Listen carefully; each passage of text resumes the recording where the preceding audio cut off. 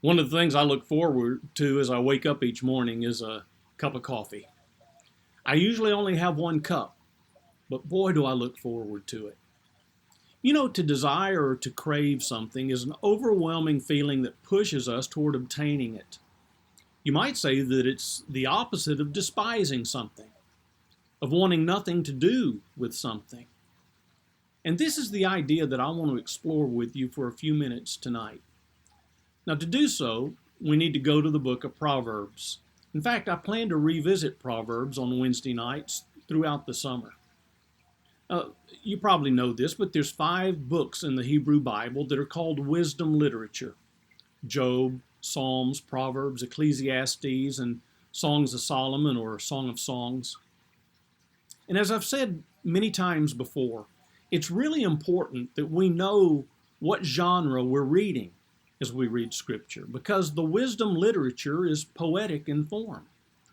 And it needs to be read that way. And further, Proverbs, by definition, are general truisms, meaning that they're not to be viewed as as an absolute promise, for instance, but rather they are general truths. Proverbs are observations about how life works. In other words, Proverbs are descriptive in nature and not prescriptive. Let me give you an example. Proverbs 15:1 says, "A gentle answer turns away wrath, but a harsh word stirs up anger." Now that's true most of the time. But sometimes even a gentle answer can set off a hothead, right?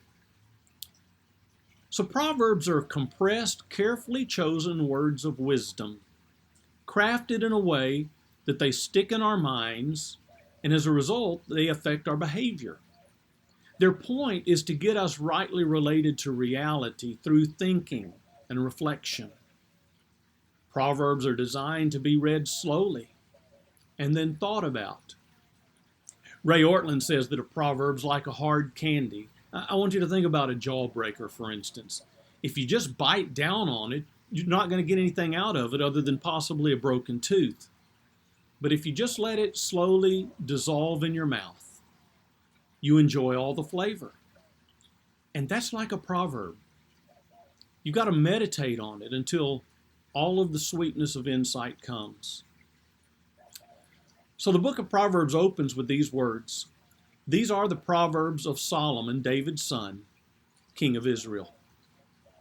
Now, the book of Proverbs doesn't contain all of the Proverbs Solomon wrote, because 1 Kings 4 and verse 32 tells us that he wrote over 3,000 of them.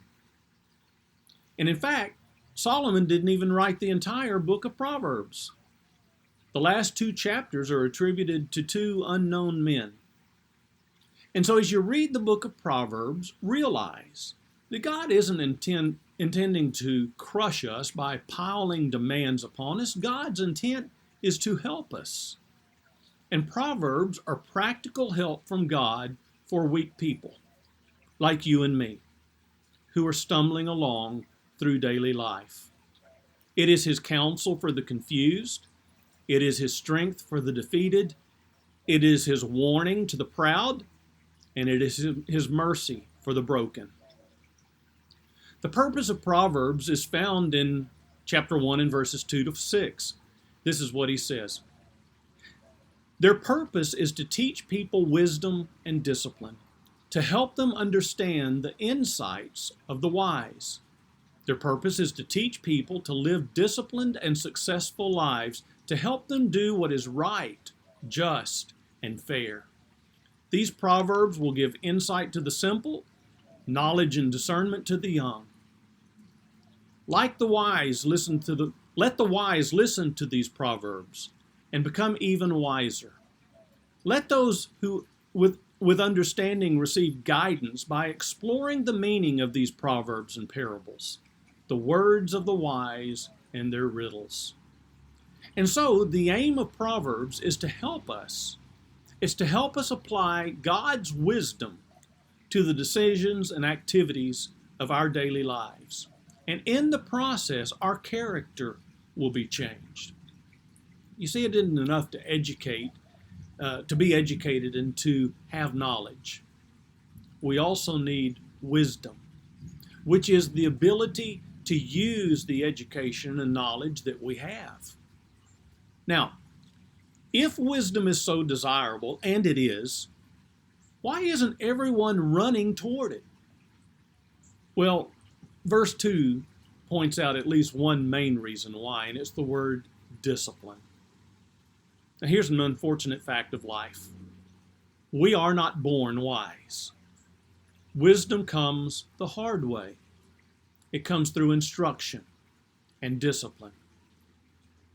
And progress is made to the extent that we are teachable. I like what C.J. Mahaney said in his book on humility. He said, "I'm a proud man pursuing humility by the grace of God." And here we are foolish people pursuing wisdom by humbling ourselves before the Lord. Which brings us to a key verse in Proverbs. It may be the key verse in the book of Proverbs, chapter 1 and verse 7, which says, "Fear of the Lord is the foundation of true knowledge, but fools despise wisdom and discipline." These verses contrast two types of people, the wise and the foolish. And in fact, as you read through the book of Proverbs, you're going to see this contrast over and over again. So as we read the Proverbs, we need to understand who a fool is. To be foolish is the arrogance of being above instruction. It's to think one too smart for it, too good for it, or too busy for it. In contrast, the wise person is the one who fears God. Now, you've probably heard that fearing God means to reverence and respect Him, and that is true, but is that enough?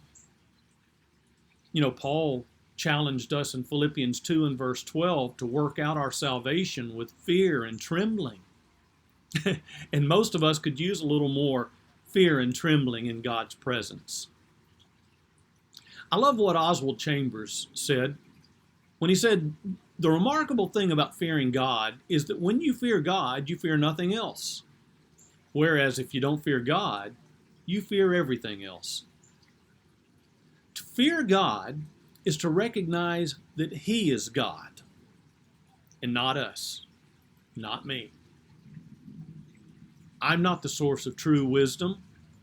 I'm not the source of truth. God is. I'm not the author and sustainer of life. God is. The fear of the Lord isn't a cringing dread, but rather it's an openness to Him. It's an eagerness to please Him. It's a humility to be instructed by Him. The fear of the Lord is a willingness to change and to surrender to His will. So, to obtain wisdom begins with a healthy awe and a healthy respect, knowing our place of total reliance upon God. This is the foundation of true knowledge, and it's the only way to avoid foolish thinking. And it takes us to a place of maturity, where no one has to follow us around with a checklist of do's and don'ts. Instead, we're motivated from deep within ourselves.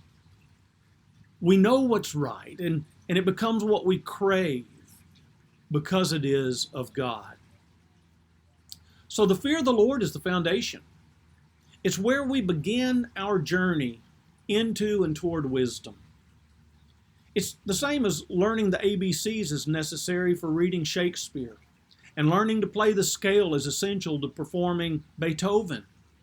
And the fear of the Lord is essential for wisdom. This is where we start. And this search for reality, this search for wisdom, can go wrong because of one great blunder: leaving God out and making ourselves or others the authority. The fear of the Lord can be a painful discipline because it means death to our narcissistic egos and to our own self-assured opinions. Hear these words from C.S. Lewis. In God, you come up against something which is in every respect immeasurably superior to yourself. Unless you know God as that, and therefore know yourself as nothing in comparison, you do not know God at all. As long as you're proud, you cannot know God. A proud man is always looking down on things and people. And of course, as long as you're looking down, you cannot see something that's above you. So tomorrow morning, as you crave that first cup of coffee, let me encourage you, as I encourage myself, to be equally drawn to crave wisdom from God.